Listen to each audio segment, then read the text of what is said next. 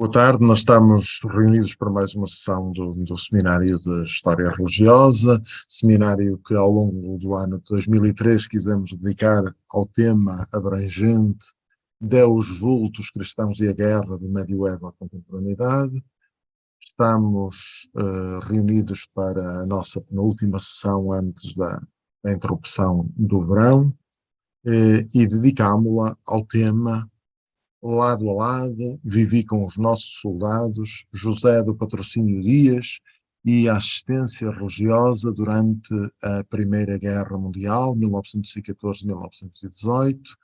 No fundo, encontramos-nos certamente num registro temático próximo da sessão anterior, em que vimos a questão religiosa no contexto precisamente da Primeira Guerra Mundial e dos relatos das trincheiras e isso, e agora vamos vê-la pelo lado da assistência religiosa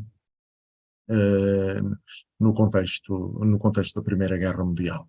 Para tratar do tema connosco, temos connosco, passa a redundância, Luís Miguel Fernandes, que é presbítero da Diocese de Beja, concluiu em 2014 o seu mestrado integrado em Teologia na Faculdade de Teologia da Universidade Católica Portuguesa, com uma dissertação precisamente sobre Dom José do Patrocínio Dias, intitulada O Homem, o Militar e o Bispo Restaurador da Diocese de Beja. Esse seu trabalho depois foi publicado em 2016. O padre Luís Miguel Fernandes é atualmente pároco em Castro Verde e tem continuado os seus trabalhos na área da história religiosa, também, concretamente no quadro da Diocese de Beja. E eu agradeço ao padre Luís Miguel Fernandes o ter acolhido o convite que lhe dirigi quando estávamos a programar este tema. Recordava-me precisamente do trabalho de mestrado sobre esta temática e entendemos na equipa do seminário que faria sentido trazer esta temática também no contexto de um seminário que dedicávamos às questões envolventes à realidade da guerra.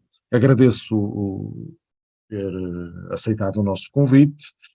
Vamos ouvi-lo certamente com interesse e dentro da dinâmica normal do seminário, com uma primeira parte da apresentação do tema e depois uma segunda parte com o diálogo que, entretanto, se proporcionar. Passo-lhe então a palavra para a apresentação. Bem, então eu começo também por agradecer ao professor Dr. Adélio Abreu o convite que me endereçou para participar neste seminário. Eu não sou nenhum académico, eu sou um padre alentejano portanto, aquilo que ficou, enfim, que eu mais ou menos tenho desenvolvido, tem sido nessa área da história, concretamente da história aqui da nossa Diocese de Beja, do qual o Dom José do Patrocínio é a figura mais eminente, mais a sublinhar, pelo menos destes 250 anos de história desta Diocese restaurada. E por isso mesmo também aproveitar também para agradecer ao Dr. Luís Leal a ajuda que me deu nesta parte da tecnologia, enfim, para poder então estar convosco, não obstante estes 460 quilómetros que nos separam, não é? Mas estes meios conseguem então aproximar-nos para estas realidades tão boas e tão salutares como é a do conhecimento e a troca também de conhecimentos. Então eu vou aqui só compartilhar a tela. Bem, não sei se todos estão a conseguir ver. Muito bem, está perfeito. Ok, muito bem. Este é o tema, como o professor Dr. Adélio mencionou, lado a lado e vivi com os nossos soldados. É uma expressão tirada de uma afirmação, precisamente do cônego Patrocínio Dias, capelão, chefe dos capelães militares da Primeira Guerra Mundial, precisamente quando ele explica ao país qual foi a missão dos capelães militares, onde ele se incluía naturalmente, junto então do Corpo Expedicionário Português na Flandres, a quando da Primeira Guerra Mundial. A minha apresentação vai então ter esta espécie de tópicos, são em 4 partes. Primeiro, entre as serras e as cidades, chama-lhe assim, os itinerários de uma decisão, precisamente para conhecermos um pouco, brevemente, não será muito demorado, mas para conhecermos um pouco, pelo menos os traços gerais, dos primeiros anos da vida de José do Patrocínio Dias.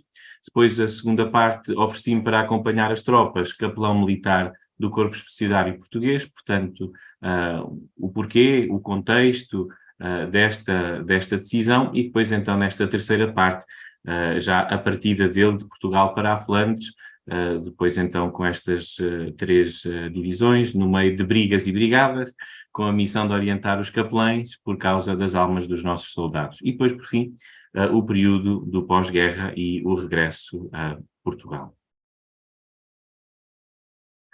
Então, neste primeiro ponto, entre as serras e as cidades, temos aí 3 imagens que, de modo, 3 fotografias, 3 retratos que, de modo resumido, nos apresentam a vida de José do Patrocínio Dias, criança, estudante, portanto jovem, e depois sacerdote da Diocese da Guarda. Ele nasceu a 23 de julho de 1884, na cidade da Covilhã, era filho de pais professores primários, e também excelentes católicos, não por terem dado à luz aquele que depois seria o futuro bispo de Beja, por terem gerado essa vida, mas porque, de facto, na família da mãe, a vocação religiosa tinha 2 tias carmelitas, 2 tias teresianas, 3 tios padres, portanto, ainda tinha mais um primo jesuíta.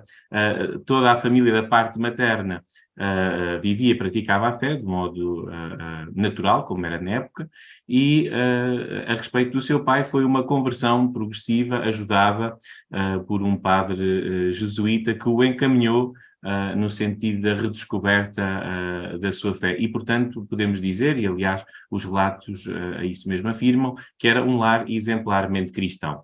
Aos 10 anos, ele entra para o Colégio de São Fiel.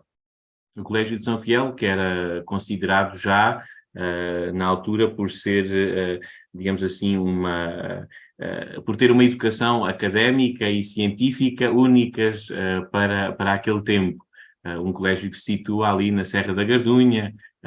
Aparentemente ninguém podia dar nada por aquilo, mas de facto basta lembrar, por exemplo, a revista Brutéria, que ainda hoje existe, dos jesuítas, que teve lá o seu início. Pois bem, portanto, havia toda uma estrutura escolar, académica, científica, única na sua educação, mas também era conhecida na altura por ser uma universidade de almas. Precisamente porque, para além deste acompanhamento académico, era também feito um acompanhamento espiritual dos alunos. E de uma maneira, podemos dizer assim, um pouco fora do normal. O que acontece com José de Patrocínio Dias é que aos 18 anos, conversando com o seu diretor espiritual, ele que teria tudo para se encaminhar para a vida religiosa, naturalmente, pelos jesuítas, ou então mesmo entrando para o seminário da Diocese da Guarda, é-lhe então proposto que ele vá tirar teologia na Faculdade de Teologia da Universidade de Coimbra, para pôr, digamos assim, à prova a sua vocação. Para salientar que de facto isto era um hábito que se tomava fazer, um dos exemplos disso é o famoso Dr. Egas Muniz, Prémio Nobel da Medicina, que também foi aluno desse Colégio de São Fiel, e que diz ele próprio na sua narrativa, no livro A Nossa Casa, que ele pensou em entrar na Ordem da Companhia de Jesus, não tanto pelo facto da religião, mas para desenvolver as suas habilidades nas matemáticas. E a questão ficou resolvida quando o diretor espiritual lhe disse: muito bem, não sei se tens vocação, vais para Coimbra e se no fim de 1 ou 2 anos te sentires atraído por esta vida, vem então. Portanto, foi o que aconteceu também com José do Patrocínio Dias, que se dá ali um choque cultural devido ao ambiente completamente diverso a que estava habituado.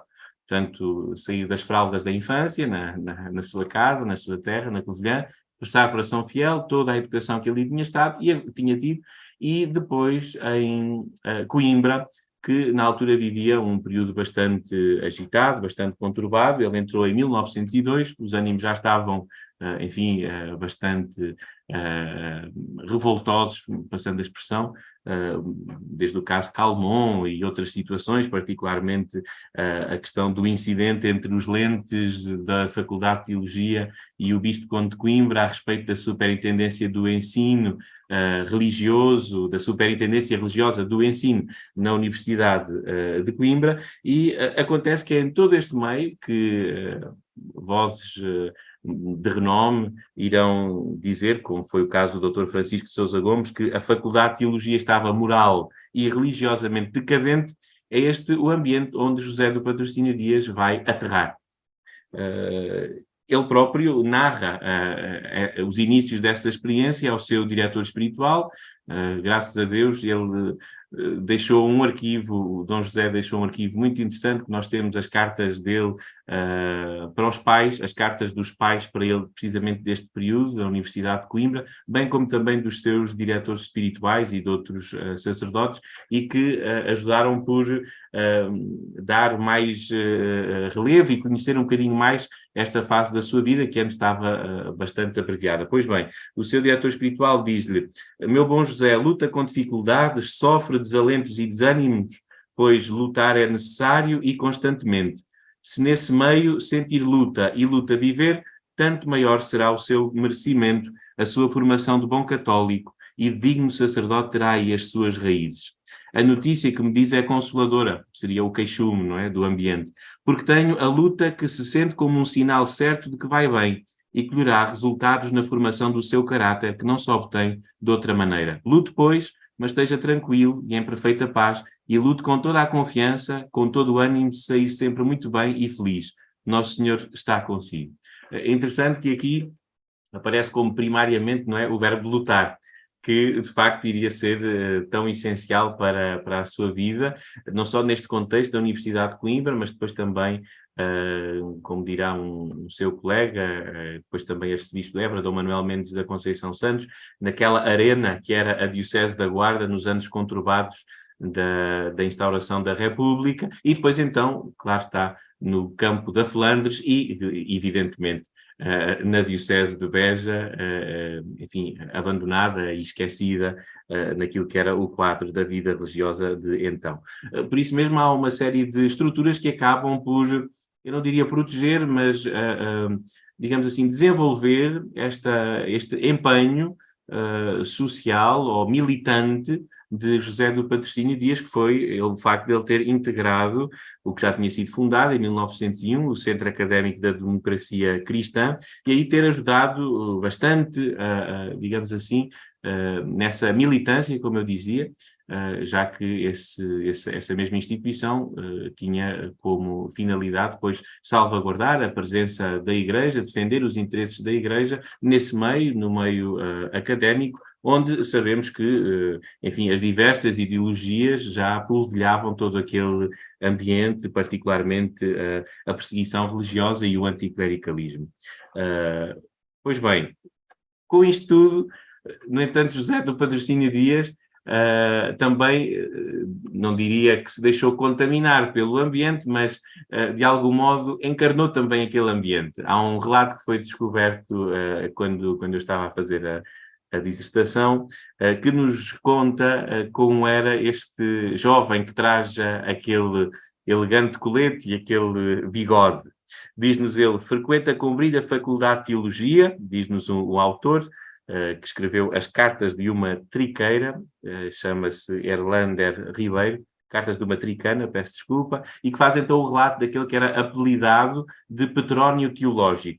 Diz ele: frequenta com brilho a Faculdade de Teologia, cara redonda e sobre o lábio um cuidado bigode, é profano no apurado traje, os seus coletes são os melhores do Nazaré, que o Nazaré da Calçada vende, é um companheiro encantador, olhos rasgados, voz de barítono, canta o fado à maravilha, traz sempre os dias letivos bem contados, traz da terra vários presuntos que come durante todo o ano, exceto nas sextas-feiras, e tem a mania das correntes de relógio. Veste bem, muito limpo e engraxado, barba feita e bem penteado. Portanto, este é, digamos assim, é o flash desta fotografia que nós temos à nossa frente e que, no fundo, nos mostra que ele ambientou-se àquele lugar, adaptou-se precisamente também a todo aquele ambiente, desculpem o pleonasmo, da Universidade de Coimbra, e se iria deixar marcas, mas que, como havia a base, o substrato de uma fé que lhe tinha sido transmitida,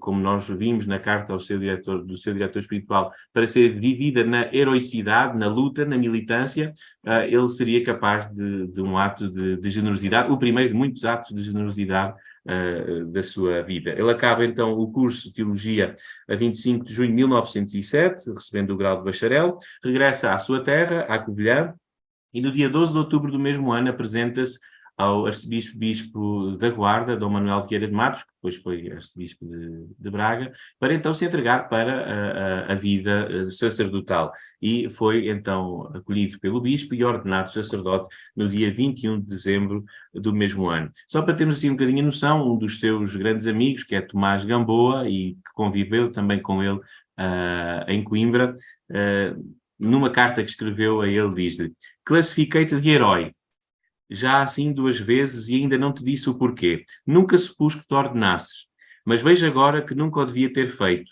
Deste, com a tentativa dos primeiros passos para o estado eclesiástico, um desmentido formal às minhas ilusões e ao mesmo tempo uma lição. Depusestes com músculo de gigante os obstáculos que a mim se afiguram como suficientes para derrubar. Quebraste as minhas suspeitas infundadas e ensinaste-me que o culto do maior capricho pode também ser uma religião. Desejo ver-te útil à causa pública como sacerdote e como servidor honesto do teu país. Receberás a coroa de mártir porque foste um santo e um monumento na história porque foste um patriota. Quase que tudo isto são, podemos dizer, não sei bem, na história também existe, na história da salvação existe, não é? Caráter profético, podemos dizer assim, e que mostra também a grandeza de alma e de espírito deste jovem. Todo o seu sacerdócio, de facto, até 1917, quando ele vai para a guerra, seria marcado então por todo o ambiente difícil que em Portugal se vivia, de modo concreto na Diocese da Guarda, que foi uma das dioceses que esteve mais, digamos assim, exposta, mas ao mesmo tempo com maior militância frente a todas essas novidades, imposições, instauração da República, a lei da separação do Estado da Igreja, tudo isso, a Diocese da Guarda, com o seu bispo e o seu clero, sempre se escudaram para se manterem fiéis, digamos assim, à realidade, que é a própria Igreja, sem se deixarem, digamos assim, influenciar ou ao mesmo tempo contradizer aquilo que era próprio da nossa fé. Então, na cidade da Guarda, Patrocínio Dias então foi logo escolhido para um grupo específico de sacerdotes que eram conselheiros de Dom Manuel Vieira de Matos, esse grupo que se destacaria em várias frentes, como na imprensa, na pastoral, inclusivamente, porque era um grupo de sacerdotes jovens, com formação, tinham quase todos passado pela Universidade de Coimbra, todos com acompanhamento espiritual dos jesuítas, de famílias cristãs, portanto, era um grupo que Dom Manuel Vieira de Matos tinha bem próximo de si, com o qual então organizava a própria pastoral da Diocese da Guarda. E, claro, sabemos, ou pelo menos é assim que está associado, este nome também deste bispo, ao Partido Nacionalista. E por isso também uma das, digamos assim, das posições de José do Patrocínio Dias na Diocese da Guarda, peço desculpa aqui deste barulho, na Diocese da Guarda será precisamente o facto de ter patrocinado esta causa do Partido Nacionalista por 2 vezes, em 1908 e em 1910, quando das eleições legislativas para a Câmara dos Pares, em Lisboa, naturalmente, e, portanto, destacar-se-ia nessa linha. Aliás, nós ainda hoje conservamos, que ele também assim o deixou, todas as cartas desse grande movimento que ele fez em 1908 1910 e depois em 1908 primeiro e depois em 1910, que reúne então toda uma correspondência em que ele explica os interesses deste partido, que era sem dúvida também o papel dos cristãos, dos católicos na vida social do Portugal de então, e ao mesmo tempo uma presença, a necessidade de uma presença, de uma afirmação desses mesmos católicos no ambiente difícil que se vivia.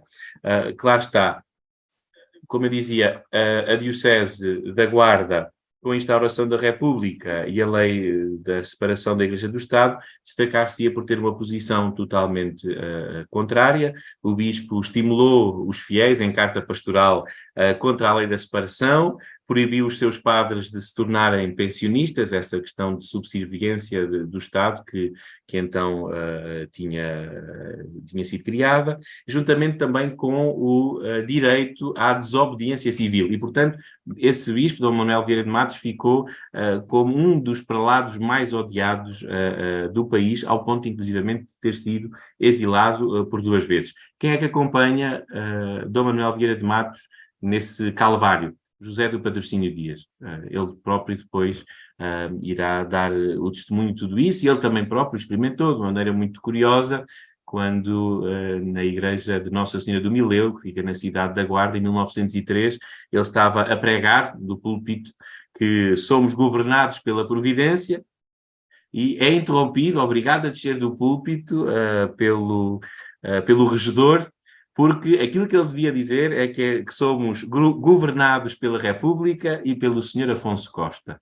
E, portanto, ainda passou uma noite detido por causa de tudo isto. Portanto, para vermos o ambiente difícil que ele viveu e que, no fundo, acabaria também por projetá-lo a uma decisão nova, diferente, impensável, porque ninguém imaginaria que ele, portanto, fosse capaz de tomar uma decisão assim tão gritante e tão enérgica, e pronto, e precisamente é neste contexto que então se apresenta a questão da assistência religiosa aos soldados portugueses na Primeira Guerra Mundial. Quando, nos começos de 1917, desembarcavam na Flandres os primeiros contingentes, e agora vou passar o slide, peço desculpa, exatamente, os primeiros contingentes do exército português, já a questão do acompanhamento religioso aos soldados se fazia sentir.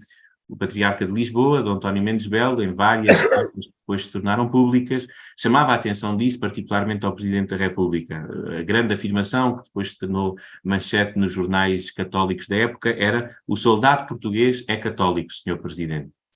E embora já existisse o Decreto-Lei de 18 de janeiro de 1917, o Decreto-Lei 2942, que permitia a assistência religiosa aos militares que a desejassem, esse mesmo decreto apresentava-se desrespeitoso para com os católicos devido às imposições estabelecidas. Quais eram elas? Os católicos podiam ser de outras religiões e equiparados à categoria de alferes, sem receberem qualquer vencimento pela sua ação. Primeiro ponto. A agravar tudo isto, o atraso deste mesmo decreto, porque já tinha, entretanto, partido o primeiro contingente de tropas portuguesas para a França e fê-lo sem capelães militares, porque precisamente houve todo um atraso propositado, em grande parte, para que, de facto, não fosse dado acompanhamento religioso, então, aos nossos soldados. Então, aceitando as limitações da dita lei, do dito decreto-lei, em Portugal gerou-se todo um movimento que, a 7 de fevereiro de 1917, se constituiu como a Comissão Central da Assistência Religiosa em campanha, que era presidida pelo Patriarca de Lisboa, com o objetivo não só de administrar os fundos recolhidos para os capelães militares, mas também para selecionar apenas 15 dos mais de 60 candidatos das dioceses portuguesas a capelães militares. Porquê 15? Porque o cálculo tinha sido feito, ou pelo menos a base deste número, desta contagem, vinha já do tempo da monarquia, em que para 3.000 soldados havia um capelão. No entanto, Patrocínio Dias irá dizer no seu relatório que isso era para os tempos de paz e não para os tempos de guerra. Claro está que todo o movimento que em Portugal, particularmente dos católicos, como sabemos, a essa altura dos inícios do século XX, há um catolicismo de militância, e por isso mesmo, então, em Portugal, de norte a sul, todos se unem nesta mesma causa. Claro, mas constantemente estavam a aparecer, desculpa a expressão simplista, peripécias. Primeiro porque a Associação do Registro Civil, enfim, contrária contra a posição da Igreja, fazia valer que os padres suspensos pela hierarquia ou submissos ao governo, portanto os padres passionistas, tinham tanta licitude para serem admitidos ao serviço religioso no CEP como qualquer outro sacerdote que gozasse da autorização eclesiástica. Ora, de facto, o decreto de 18 de janeiro tinha o defeito de acolher qualquer sacerdote sem para isso ter licença do seu bispo ou outro qualquer documento religioso de alistamento. Ainda a somar a isso, os antigos capelães militares, que ainda muitos deles vinham do tempo da monarquia, continuavam a receber vencimento do Estado, mesmo estando a sua classe extinta, e publicavam cartas na imprensa sustentando que não iriam aderir uns porque não tinham já capacidade, ou porque simplesmente não queriam se expor a tanto risco, e outros afirmavam que, tendo-se candidatado, foram alvos de discriminação por causa da sua situação irregular e gabavam-se por serem, então, os mais legítimos para esse serviço nas trincheiras da Flandres, precisamente por serem afetos ao Estado. Portanto, todo um ambiente muito complicado, toda uma construção, que é o interessante de estudar e de conhecer a assistência religiosa durante a Primeira Guerra, é que foi uma construção progressiva, feita de ocasiões que se proporcionaram e que levou logo uma resposta incisiva e direta, ainda a tempo, apesar de ser contra o tempo, mas a tempo, para que então os capelães pudessem avançar para a França e acompanhar então os nossos soldados. Juntando a estes obstáculos que tornavam mais demorada, como eu dizia, a partida dos capelães militares, apareceram vários também mais entraves nos processos de candidatura, alguns dos quais foram inclusivamente extraviados de modo intencional, bem como falhas na seleção dos capelães militares por parte da Comissão Central da Assistência Religiosa em Campanha, sobretudo na atenção que deveria ter sido dada às condições físicas e psíquicas dos candidatos, que depois, mais tarde, já na segunda, desculpa a expressão, fornada dos capelães, então ter-se-ia em conta. Mesmo assim, como eu dizia, correndo contra todos e contra o tempo, a Igreja Portuguesa foi capaz de marcar a sua presença. A 23 de fevereiro de 1917, esta data é memorável, porque então partiram os primeiros capelães militares para a Flandres. São eles o cônego Álvaro Augusto dos Santos e o padre Avelino de Figueiredo. Voltando à Diocese da Guarda, como é que a Diocese da Guarda, onde vivia, já na altura, o cônego Patrocínio Dias, como é que a Diocese da Guarda viveu também esta questão do acompanhamento, da assistência religiosa aos soldados portugueses? O novo Bispo da Guarda, que entretanto mudou, Dom Manuel Vieira de Matos, foi mudado para Braga, para arcebispo primaz, e foi escolhido Dom José Alves Matoso para Bispo da Guarda. E ele, numa carta pastoral de 25 de janeiro de 1917, descrevia aos seus diocesanos a situação. Dizia ele: forçado pela opinião pública nacional e pelo nobre exemplo das outras nações, o Governo publicou à última hora, tardiamente, um decreto em que regulamenta a assistência religiosa aos nossos militares em campanha. Este decreto, porém, não satisfez as aspirações da consciência pública. Notam-se nele faltas e imperfeições que nenhum espírito imparcial poderá deixar de reconhecer e deplorar. Não atendendo cabalmente, o Governo, esta justíssima reclamação, que era os ofícios do Patriarca, constantemente a serem publicados também na imprensa, para toda a gente ter conhecimento, as lacunas e deficiências do decreto de 18 de janeiro corrente deverão ser supridas pela generosidade e dedicação de todos os que neste país têm a dita de possuir a fé católica, qualquer que seja o seu estado, classe e condição. Então, estas linhas de Dom José Alves Matoso, do Bispo da Guarda de então, acabam por tocar o coração de Patrocínio Dias. Porquê é que eu digo isto? Porque em 1916, no dia 20 de julho de 1916, isto está no seu dossiê, na pasta dos seus documentos, no arquivo militar português, então Patrocínio Dias, nesse dia 20 de julho de 1916, tinha sido isento definitivamente do recrutamento militar.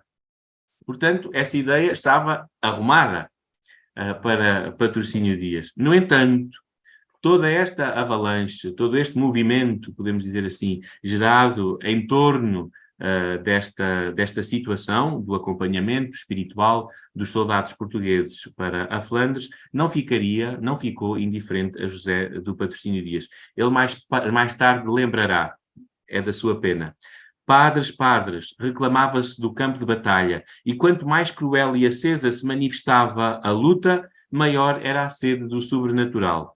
Compreendiam-no os governos, instavam os chefes e suplicavam os soldados. Houve um momento em que tremi diante da expectativa de faltarem aos soldados portugueses o alimento espiritual da fé de que são portadores os sacerdotes. Os horizontes enegrecidos que se divisavam chegaram a justificar as apreensões. Pela primeira vez na história portuguesa iria separar-se a cruz da espada. Belo foi o movimento nacional de protesto. O povo pediu que padres, os mensageiros de Deus, acompanhassem os seus filhos. Então, de um modo muito discreto, fugindo de toda a espécie de exibicionismos e guardando o mais absoluto segredo da situação, como depois nos relata a notícia da sua decisão, que veio apanhar todos de surpresa, Patrocínio Dias, 2 dias depois, precisamente da carta pastoral do seu bispo, no dia 27 de janeiro de 1917, inicia a sua candidatura para o serviço religioso do Corpo Expedicionário Português. Mas há aqui uma razão que não é unicamente por esta militância, como eu dizia, mas também há uma razão espiritual que ele deixou no seu diário íntimo, que ainda hoje é conservado. Ele escreveu, tinha esse hábito de escrever esse hábito salutar, de escrever o seu diário, e então diz ele: os motivos pelos quais me entreguei a Nosso Senhor, fiz um ato de abnegação e ofereci-me para acompanhar as tropas. Escreve: motivos. Primeiro, necessidade de reparar com um grande sacrifício, ou até com a minha vida, as desordens dos anos que têm decorrido longe de Nosso Senhor. Segundo, o exercício da abnegação e correspondência à vontade do Senhor. Fez-me ouvir a sua voz. Que fazer?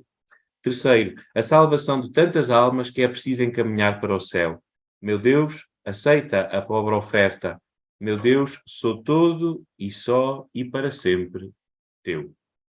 Nesse mesmo dia, 1 de fevereiro de 1917, o seu bispo deferiu com muitos louvores, aliás, deixou escrito no processo de candidatura de Patrocínio Dias, o seu pedido para ele se oferecer ao governo, para oferecer ao governo os serviços do seu ministério sacerdotal, embora deixando a nota de que iria fazer muita falta na Diocese da Guarda, onde presta tão bons serviços. No dia 2 de fevereiro, no dia seguinte, Patrocínio Dias entrega toda a documentação recolhida e requereu ao Ministro da Guerra a sua admissão na classe dos capelães militares, dispondo-se a uma nova inspeção. Ele tinha sido, então, indeferido, podemos dizer assim, tinha sido isento definitivamente do recrutamento militar. É feita uma nova inspeção, ele submete-se a isso, com um problema, é que ele, em 1909, aconteceu num acidente muito cedo na cidade da Guarda, era inverno, ele ia celebrar missa numa das suas paróquias da cidade, paróquia de São Vicente, e escorrega no gelo e ficou então, desde então, com um claudicar, não é? Ficou com um coxo. E seria esse um impedimento, ou o grande impedimento para não entrar, para não ser aceite para o acompanhamento religioso, para a assistência religiosa, porque tinha, digamos assim, uma deficiência. Mas ele foi muito audaz na resposta quando lhe chamaram a atenção de que nessa situação ele não poderia participar. Ele diz: não compreendo a vossa hesitação, se uma bengala tudo remedeia, para que estar tão indecisos? E foi precisamente com uma bengala que Patrocínio Dias foi para a Flandres, não é? E que ficaria então, inclusivamente nas fotografias, é assim que ele aparece, depois quando aparecer aqui no PowerPoint, na apresentação, depois chamarei a atenção, como então o capelão que vai com a bengala, portanto nada o detém, nem este seu problema, não é? Nada detém a generosidade do seu coração, da sua entrega para esta assistência tão necessária como estamos a ver. Muito bem, Patrocínio Dias, então, enquanto aguarda tudo isto e mesmo vendo que havia uma certa demora, dirige-se a Lisboa, ao Ministério da Guerra, onde estava Norton de Matos, na altura, o ministro dessa pasta, e que Patrocínio Dias, não encontrando o seu processo, porque tal como muitos tinha extraviado, não é? Então, neste movimento de criar obstáculos à presença dos padres, à presença da Igreja na assistência religiosa aos soldados portugueses, então parece que ele foi bem corajoso ao ter afirmado que, embora tivesse tratado do processo todo como tinha que ser, parece que o Estado, o governo, não estava então interessado em que os padres simulassem com os soldados portugueses, os padres pusessem a sua vida ao dispor da vida imortal dos seus irmãos, e por isso mesmo parece-me, citando, que sou impertinente em querer partir. Não sou eu que sou impertinente em querer partir, desculpem, mas os que querem que eu cá fique, os que me obrigam a cá ficar com todo este último detalhe da sua candidatura. Bem, como estava então a situação dos capelães militares? Embora aqueles dois já tivessem partido, o cônego Avelino e o padre Álvaro, para a Flandres, acontecia que ainda não havia um orientador, digamos assim, um responsável, um chefe para os capelães. E então, a Comissão Central da Assistência Religiosa em Campanha começa a tratar deste processo, não só das candidaturas dos sacerdotes, mas também de escolher qual destes sacerdotes que se candidatavam tinha o perfil ideal para assumir a missão de chefia dos outros capelães militares. E a escolha foi parar a Patrocínio Dias, ao cônego Patrocínio Dias, precisamente porque, analisando o seu historial, e o historial dos outros candidatos, ele era aquele que tinha uma situação menos incómoda, apesar de ter passado uma noite na prisão e de ser conhecido, enfim, o seu movimento em prol do Partido Nacionalista e todo o acompanhamento que tinha feito ao seu bispo, na defesa do bispo da Guarda.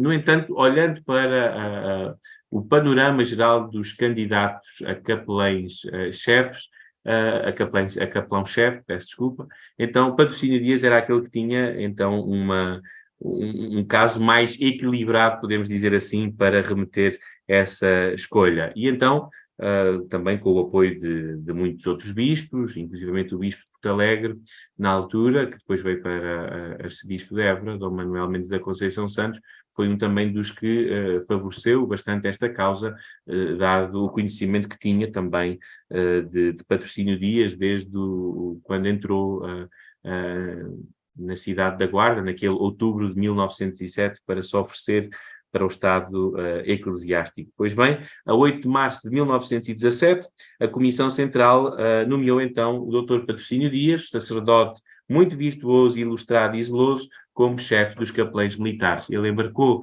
para a Flandres no dia 14 de março de 1917, no navio Pedro Nunes, com o batalhão de infantaria número 15. Ele mostra-nos novamente, então, o choque entre aquilo que deixa e a realidade que irá encontrar.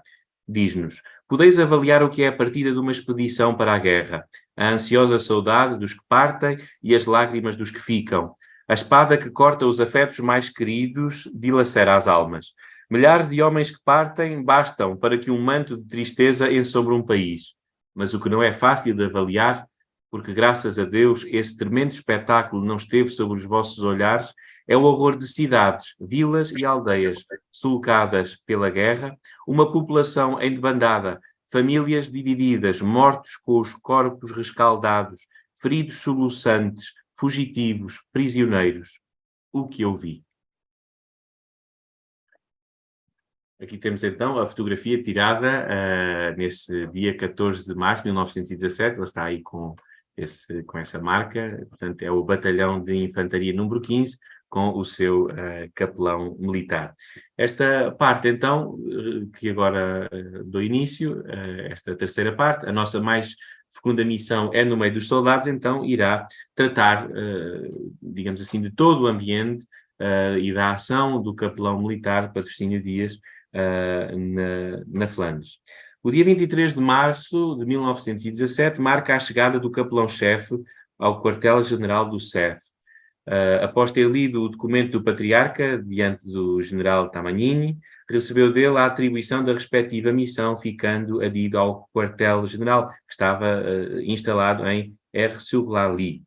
Relativamente a este encontro, é ainda de sublinhar que o comandante da CEP recebera Patrocínio Dias em tom desprovido de amenidade, afirmando-lhe que seria severo com os padres que fizessem propaganda e exigindo-lhe que recomendasse aos seus colegas o exercício do ministério apenas quando fosse pedido.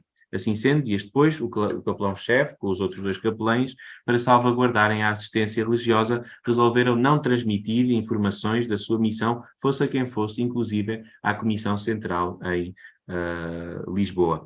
A integração dos capelães, particularmente Patrocínio Dias, não foi como ele desejava. Por um lado, os oficiais responsáveis pelo comando do CEP manifestavam-se insensíveis e intolerantes com a presença dos sacerdotes em campanha, e, por outro lado, os 2 capelães militares, isto são coisas de padres, peço desculpa, os 2 capelães militares, anteriormente de volta do processo de quem seria o seu chefe, não foram capazes de o auxiliar nas burocracias anexas à sua chegada. Portanto, Patrocínio Dias tinha mais do que uma frente naquela batalha, naquela guerra.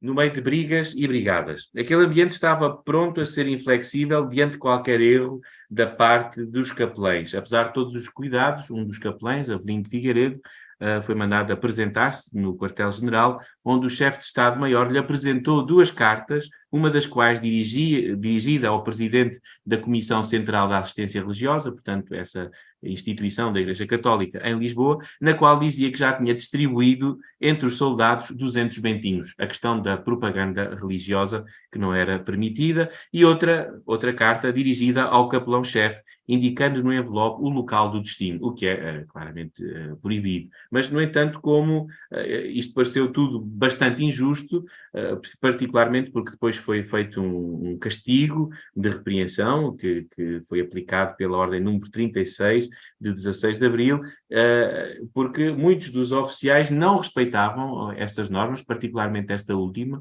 de colocarem o destino nas cartas, enfim, enviadas, e portanto, essa suspensão, podemos dizer assim, por parte do quartel-general a respeito deste comportamento, deste capelão, foi levantada. Patrocínio Dias terá insistido para que fosse feita uma reparação a respeito do papel e da ação desse seu colega, e afirma, inclusivamente, houve uma série de coisas que me obrigaram a falar-lhe com certa altivez ao general. Custa-me recorrer a este meio, mas se me convencesse que só por ele conseguiria alguma coisa, empregá-lo-ia até que me sacrificassem. Pesavam muito as almas dos nossos soldados, a quem se promete uma coisa que só a fingir se lhes dá. Em suma, olhos em Deus e vamos para a frente. Outras situações foram ocorrendo, eu estou aqui a olhar para o tempo e a fazer a gestão, enfim, não sei se está a avançar, se não está, pronto. Agradeço que me chamem a atenção se virem que de facto estou a abusar e a exercitar a vossa caridade de modo excessivo. Pois bem, então, Patrocínio Dias, a 2 meses da sua estada em campanha, escreve que a adaptação a este meio tem muitas dificuldades, particularmente uma certa despersonalização dos capelães militares que, a expressão é dele, serviam como jarrões de ornamentação dos quartéis generais de brigada, vendo-se apenas limitados a agir quando solicitados. Portanto, a regra era esta. Eles só podiam agir, só podiam fazer assistência religiosa quando fossem chamados para o efeito. Claro, tudo isto iria conhecer uma reviravolta, por causa do empenho de alguns oficiais em manifestar livremente a sua fé, e também o exemplo, particularmente dos ingleses, que corriam tudo e todos à procura de capelães para assistirem aos seus soldados feridos no fronte. Entretanto, nos princípios de junho de 1917, é emitida a Ordem de Serviço número 100, que permite então aos capelães militares organizarem-se no quadro geral digamos assim, da sua atividade no fronte, na batalha, precisamente para que, desse modo, a assistência religiosa pudesse ser feita concretamente nas áreas onde viviam os soldados e não só nos quartéis generais onde estavam adidos. Portanto, quando essa mesma ordem de serviço número 100 tinha permitido uma maior liberdade aos capelães militares, isso não significava, no entanto, uma total liberdade, mas apenas, como dirá Patrocínio Dias, o reconhecimento oficial daquilo que já era existente, que era a presença deles, no entanto que não tinha ainda a organização que era necessária.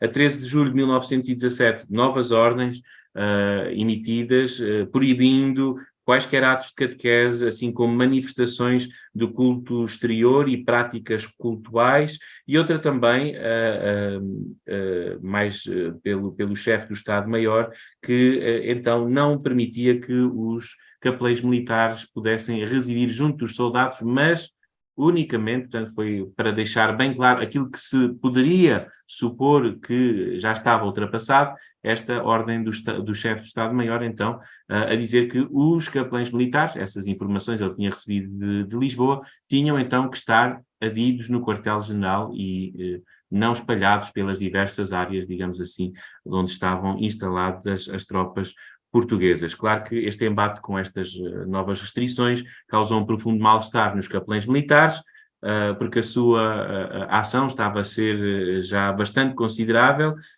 e eles eram todos para tudo, desde cantinas para os soldados, acompanhamento dos soldados, particularmente nas cartas para escrever para Portugal, para além do acompanhamento religioso, quando solicitados, é óbvio, mas, enfim, toda essa questão mais social, podemos dizer assim, moral, que os sacerdotes também tinham junto dos soldados, na sua grande maioria, não todos sabendo escrever e sabendo ler, portanto, os capelães militares acabavam por ter uma presença não só moral, mas também social, pedagógica, junto então das forças militares. Patrocínio Dias iria tomar o nome de todos, não é, como capelão-chefe, para defender precisamente todos esses acrescentos que se opunham à manifestação e à presença dos capelães militares de modo livre, portanto, nos lugares onde estavam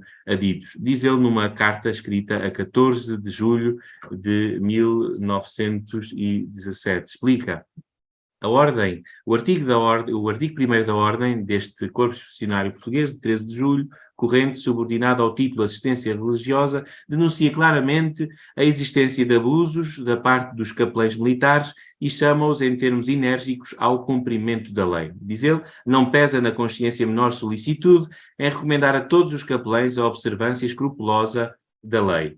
E depois ele diz, na minha situação, por mim mesmo, devo declarar que até hoje, se tomei parte em 2 espécies daqueles atos religiosos, a que o artigo porventura chama de culto externo, e aos quais assistiram militares portugueses, foram funerais e uma missa campal. Para aqueles recebi sempre por escrito ordens expressas deste quartel-general. Pelos capelães, agora em nome dos outros, adidos ao Corpo Expedicionário Português, posso dar garantias semelhantes. Os relatórios que tenho presentes estão de harmonia com as intenções que tenho dado e servem-se a cada passo de expressões como estas. Fui falar com o Sr. Comandante, combinei com o Sr. Comandante, recebi a ordem do Sr. Comandante, a este ato assistiu o Sr. Comandante, etc. Não me consta que se hajam afastado jamais desta norma. Portanto, as afirmações de Patrocínio Dias para dizer que, de facto, os capelães militares cumpriam a lei, não a desobedeciam, cumpriam a lei e, ao mesmo tempo, tinham sempre o cuidado de informar os seus superiores a respeito dos atos religiosos que faziam. Este ofício sublinha, de patrocinarias, sublinha considerável e exemplarmente, então, o modo de proceder do capelão-chefe, que seria um bocadinho distinto dos outros capelães, porque Patrocínio Dias sempre teve esta capacidade de apaziguar os ânimos de todos os lados, tanto por parte das forças militares, como, inclusivamente, dos próprios capelães. E essa seria uma das suas cruzes. Portanto, o tema desta minha explicação foi no meio de brigas e brigadas, porque estamos a ver completamente esta grande confusão em ordem a que, de facto, se pudesse fazer uma assistência religiosa capaz, próxima e completa aos soldados portugueses. Nesta outra parte, aí está, duas fotografias do vosso lado esquerdo, o primeiro grupo de capelães militares, do lado direito, o segundo grupo de capelães militares, portanto, o primeiro 1917, o outro já 1918, e lá está então Patrocínio Dias com a sua bengala, como eu tinha chamado a atenção, que faz com que, de facto, seja uma realidade completamente diferente. A missão de orientar os capelães. Nem todos aceitavam este modo, este comportamento do capelão-chefe, como também o modo como ele propunha o serviço religioso, porque Patrocínio Dias não queria exaltar os ânimos, porque era necessário que os capelães lá tivessem, e sabendo que qualquer amostra de desobediência àquilo que tinha sido determinado, poderia repatriar os capelães militares para Portugal. Portanto, ele tinha que fazer, usando uma linguagem simplista, um certo jogo de cintura, de modo a conseguir manter a sua posição sem levantar os ânimos. No entanto, nem todos os capelães militares, volto a dizer, coisas de padres, não é? Com todo o respeito pela nossa classe, não é? Mas nem todos os capelães militares tinham a mesma linha de pensamento e por isso mesmo, se no princípio houve aqueles dois primeiros que já lá estavam, receberam no mal, aqueles que depois vieram estavam constantemente a pôr em causa as suas decisões e por isso mesmo foi ali difícil para Patrocínio Dias conseguir conjugar a presença dos capelães militares e ao mesmo tempo o respeito que eles deveriam aos seus superiores militares e também entre si, particularmente ao seu capelão. Portanto, o papel de Patrocínio Dias era estabelecer a ligação entre as necessidades e as propostas dos capelães, portanto, a sua missão como chefe dos capelães militares era precisamente fazer a ligação das necessidades e das propostas dos capelães e dos seus colaboradores com os serviços centrais do corpo expedicionário português. E, ao mesmo tempo, ter atenção ao comportamento, à maneira de estar dos próprios sacerdotes, dos próprios capelães militares, portanto, nos quartéis. Particularmente por duas razões. Primeiro, a falta de preparação de muitos dos sacerdotes.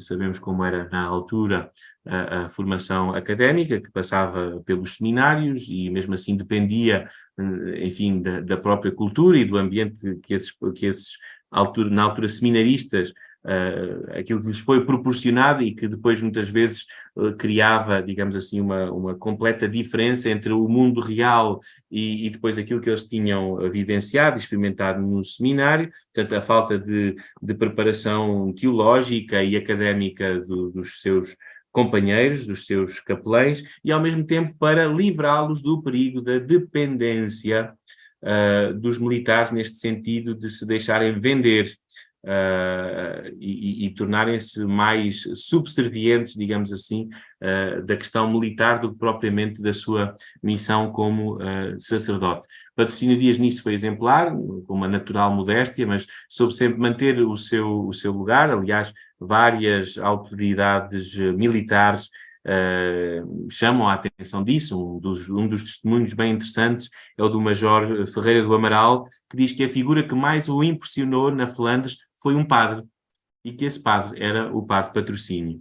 Diz ele: quantas vezes lá o meu espírito e todo o meu ser era uma enorme tempestade, apenas contada pelo dever, pela disciplina e pela austeridade que necessitava impor à gente que eu comandava. E quantas vezes o teu olhar, Patrocínio Dias, a tua frase a propósito, e até o teu rir franco e aberto me davam alento e esperança para continuar a lutar por tudo e, por vezes, com todos. Portanto, aqui um à parte para também vermos o quanto ele não só era respeitado e considerado, mas inclusivamente como até serviu de exemplo para as forças, para as autoridades militares.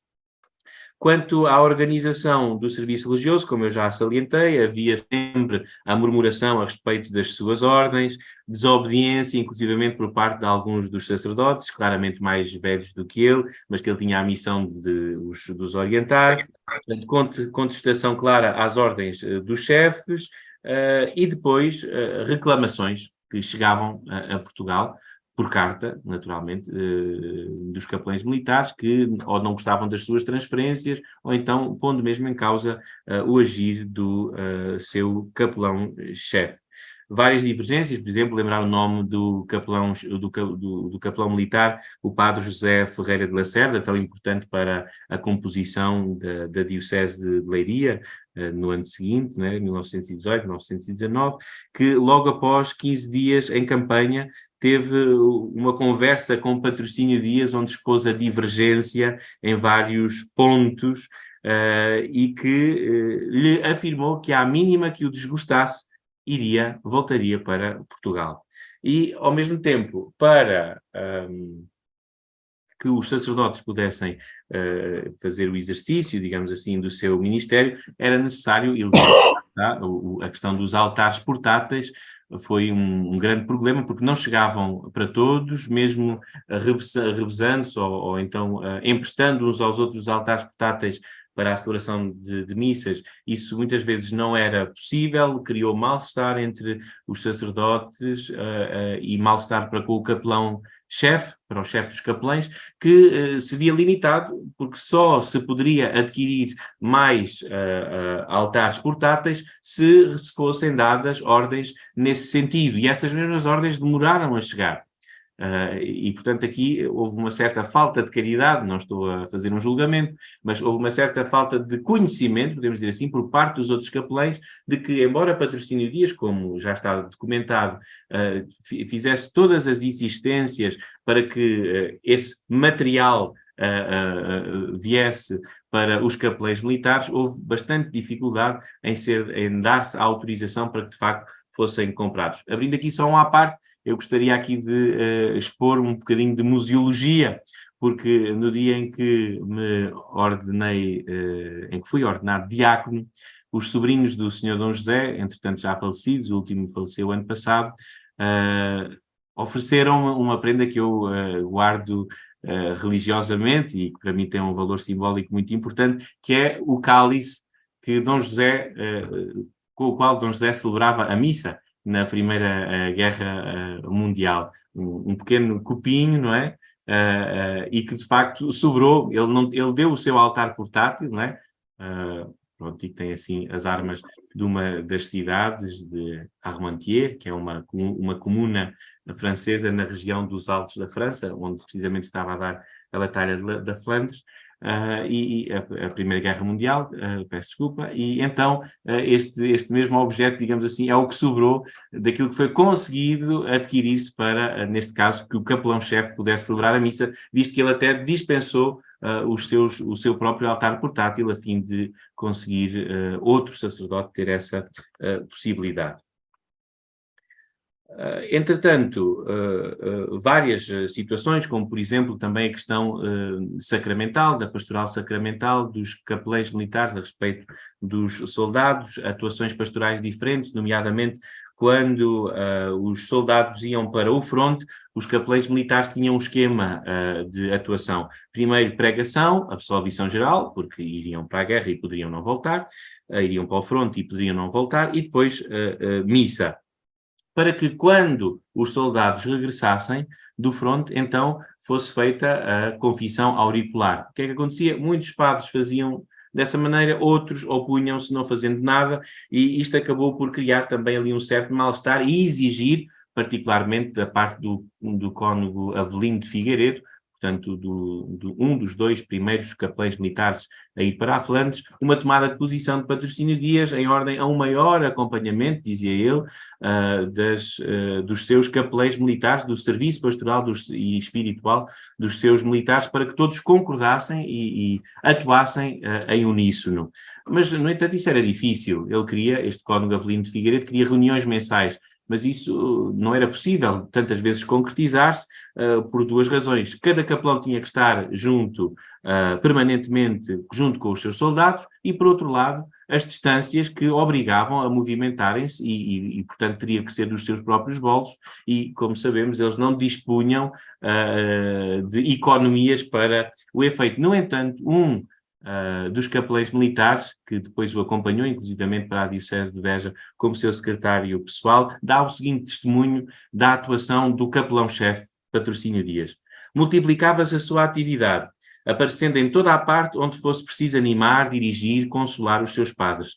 De vez em quando, chamava-os como o mestre divino a um pouco de repouso do espírito, na prática salutar do retiro mensal, em que procurava dar-nos suaves orientações práticas para a nossa atuação nos frentes ou nos hospitais de sangue e nos deliciava com práticas espirituais que nos eram magistralmente propinadas por esclarecidos mestres de piedade. Portanto, mostra claramente que Patrocínio Dias se dedicava também a acompanhar os seus colegas, os capelães militares dos quais era responsável.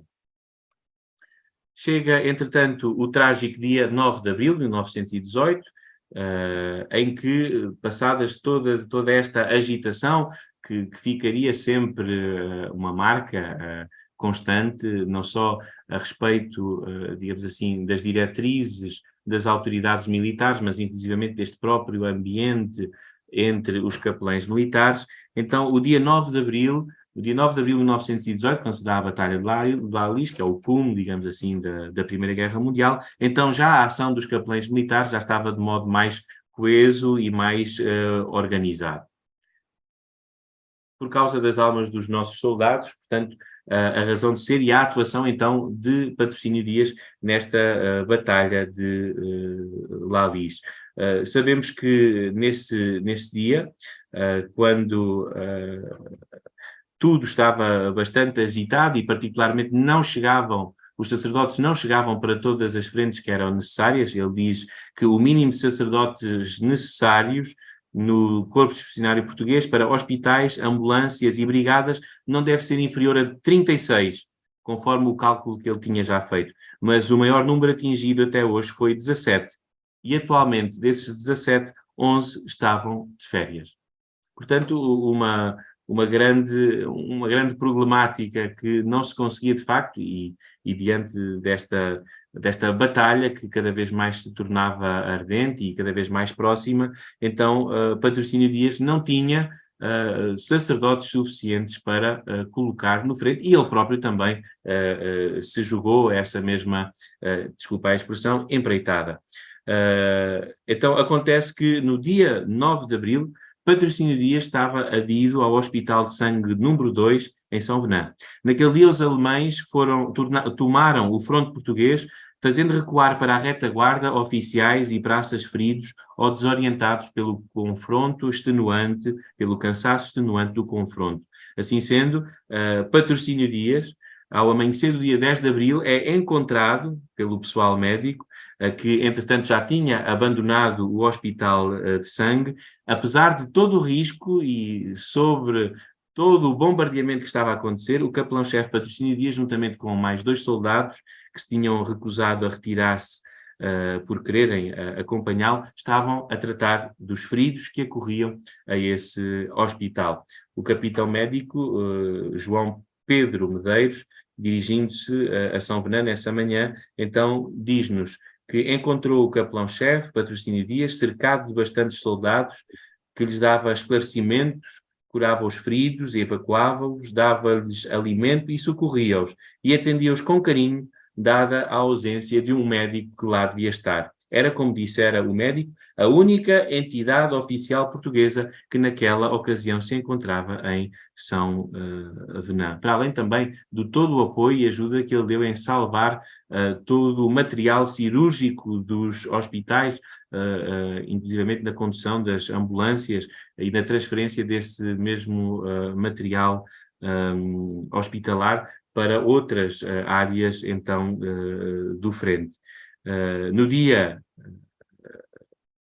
portanto, nesse mesmo dia, 9 de abril, Patrocínio Dias apresenta-se então como que dando a sua própria vida, não temendo por si e pela sua segurança, para poder então ser o chefe que estava próximo, o militar que estava próximo, ou melhor, o próprio capelão que estava próximo dos soldados portugueses. Tudo isto valeria depois as condecorações que iriam constelar o seu peito, a medalha militar de prata de classe de bons serviços em campanha, comendador da Ordem de Cristo com Palma, a Cruz de Guerra da segunda classe, mais tarde, em 1940, a Legião de Honra da República Francesa e, em 1946, a Gran Cruz da Ordem de Cristo, como reconhecimento desta sua generosidade, particularmente nesse dia 9 de abril e seguintes.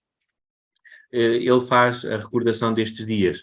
Quando intento pôr em foco na memória esse memorável dia 9 de abril, não acerto de meter ordem no turbilhão de ideias, factos, acontecimentos, episódios e visões que se acumulam no meu espírito, talvez porque de perto o observei. No campo, a desolação, nas almas, a tristeza, nos campos, a fadiga e a dor. Depois de uma resistência heroica, depois de uma resistência heroica, peço desculpa, acabara de existir esmagado, mas não vencido, o setor português. São sem conta os fugitivos, velhos, mulheres e crianças, perturbados na sua desoladora marcha pelas autoambulâncias carregadas de feridos.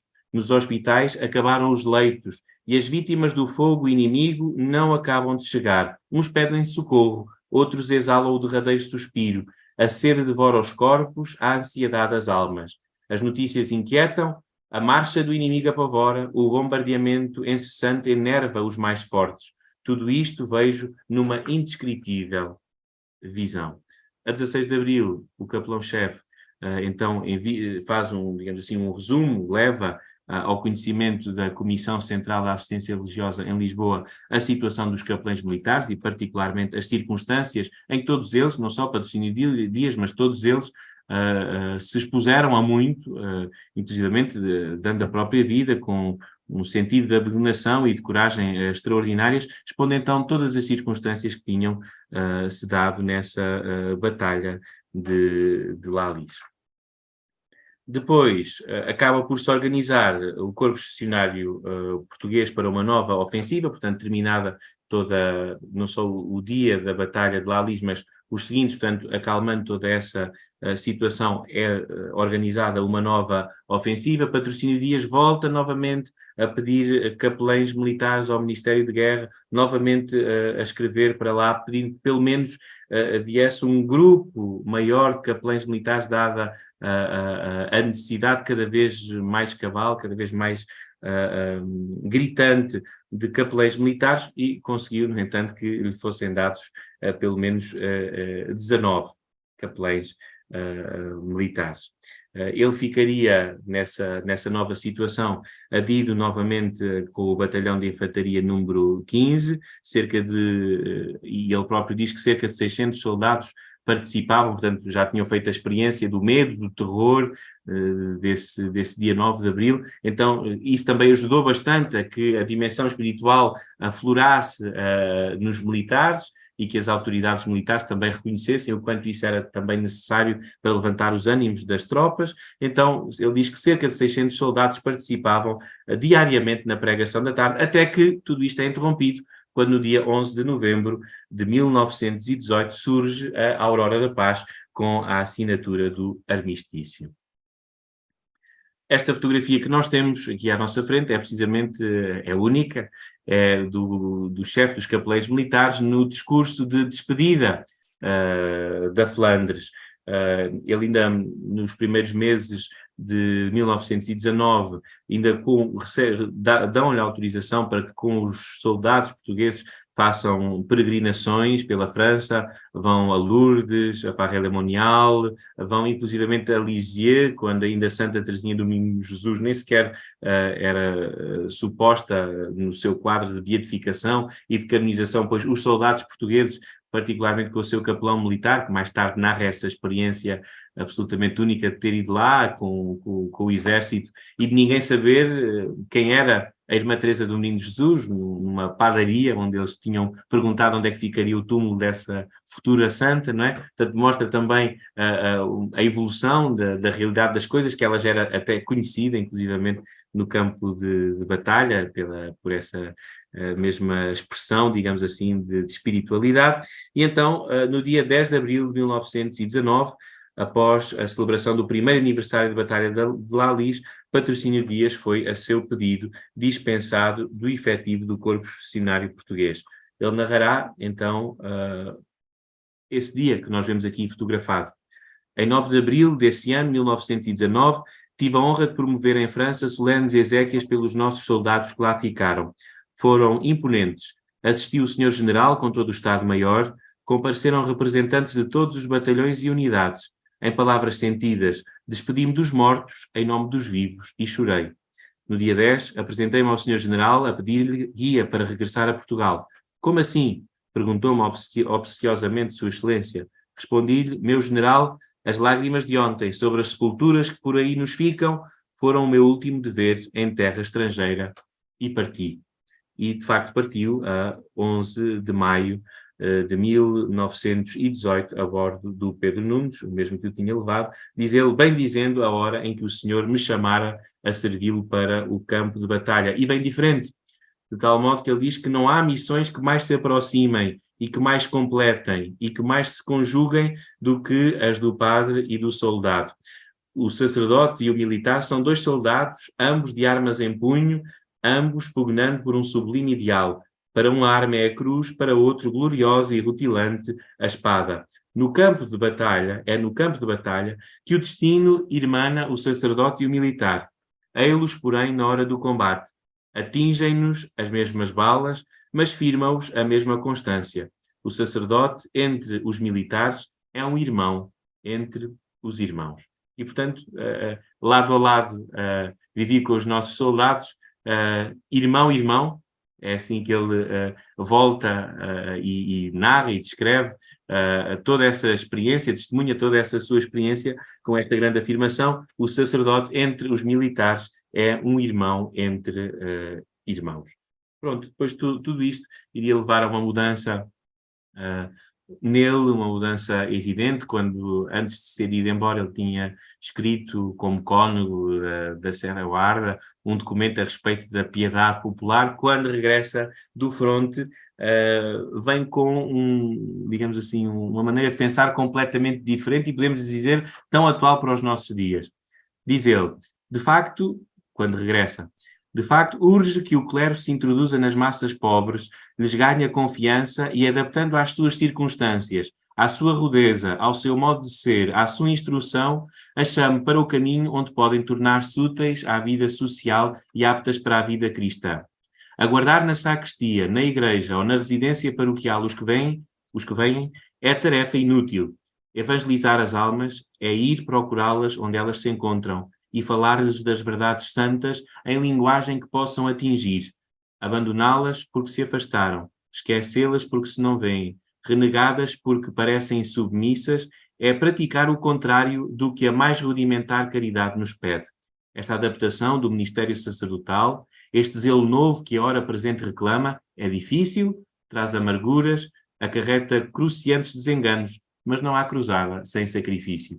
E nesta cruzada sem sacrifício, pegando neste seu termo, será o que depois lhe irá acontecer, quando extraordinariamente será então nomeado bispo de Beja a 16 de dezembro de 1920 pelo Papa Bento XV, e esta nomeação, como os jornais da época irão dizer, será precisamente um hino de glória e de reconhecimento da Igreja em Portugal e particularmente também da pátria para e da Igreja Universal para com os capelães militares, nomeadamente para com os capelães militares portugueses, porque ao ser sagrado bispo não era um simples sacerdote, ou pelo menos um sacerdote considerável, era um capelão militar que tinha estado junto dos soldados no fronte da batalha da Primeira Guerra Mundial, particularmente na Batalha de La Lys. E tudo isso seria providencialmente necessário para a obra que ele depois irá fazer durante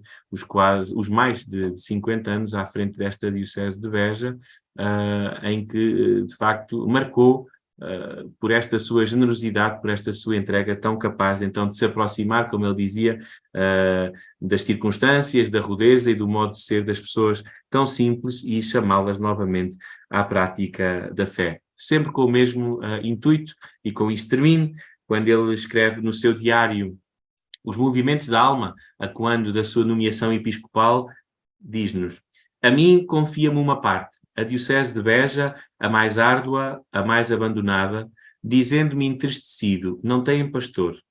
Quer, porém, que essa Diocese lhe pertença, que seja a Diocese do seu coração, quer ser amado de lá. Eis-me aqui, etche, atsum. Eis-me pronto, irei a tomar-vos conhecido e amado, irei a fazer conhecer a vossa igreja, as vossas luzes, as vossas graças, o vosso coração, mas com afeto, com entusiasmo, derramando amor nos corações, falando-lhes de amor e com amor. Nada de oficial, de hierocrático, de linguagem fria. Quero-vos ter bem gravado de imagem no coração, para virdes pelo vosso nome aos meus lábios, para vos transmitir aos outros. É preciso amor, sacrifício e abnegação? Etche atsum. Aqui estou, eis-me aqui. E é tudo isto que ele herda. Uma diocese que era uma montanha de escombros, que era um cataclismo espiritual que começa então a ressurgir qual primavera em todas as ordens, na questão do seminário, das estruturas de uma diocese, do reconhecimento do clero, da restauração, inclusivamente espiritual, do próprio clero e, naturalmente, de todos os diocesanos. É interessante que, e agora que é mesmo o fim, só uma curiosidade, quando ele entrou aqui na Diocese de Beja, no dia 5 de fevereiro de 1922, ele foi nomeado em 20, mas como não havia estruturas, nem sequer havia casa para o bispo, teve todo este tempo à espera de ser criada a melhor oportunidade para entrar. E mesmo assim teve que ser disfarçada, porque a força anticlerical estava a esperá-lo, por exemplo, na GAR de Beja, na paragem dos comboios de Beja, na estação ferroviária de Beja, e ele, sabendo a priori que iria acontecer esse movimento contra a sua entrada, Beja jamais iria aceitar um bispo, era assim que se fazia a propaganda na altura. Ele então sai em Montemor, vem de carro para Ferreira do Alentejo e de Ferreira do Alentejo vai de carro para Beja. Quando os seus inimigos estão na estação ferroviária, digamos assim, os seus opositores, para o mandarem para trás, estava ele a entrar triunfalmente na sede de Beja. No entanto, não lhe valeu uma perseguição bem audaz. Quando ele ia a sair da catedral e entrou no paço episcopal, que então já estava adaptado, nessa mesma noite foi colocada uma bomba à porta do paço, como que um convite a dizer que era melhor ele sair daqui. E ele virou-se para o seu pai, que o acompanhou, o Sr. Claudino Dias, que o acompanhou, e disse: pai, não tenha medo, porque se nem um campo de batalha semeado de cadáveres foi capaz de diminuir a minha confiança em Deus, muito menos uma pequena bomba que nos destrói a porta de casa e que me dá as boas-vindas a esta Diocese de Beja. É só. Peço desculpa se me demorei, mas pronto, devo ter ultrapassado bastante, peço desculpa. Muito bem, obrigado. Agora, se calhar, vamos exatamente compartilhar. E passamos então à segunda parte da nossa sessão. Segunda parte esta dedicada às perguntas, às observações que queiram fazer a partir da apresentação que o Padre Luís Miguel Fernandes aqui fazer.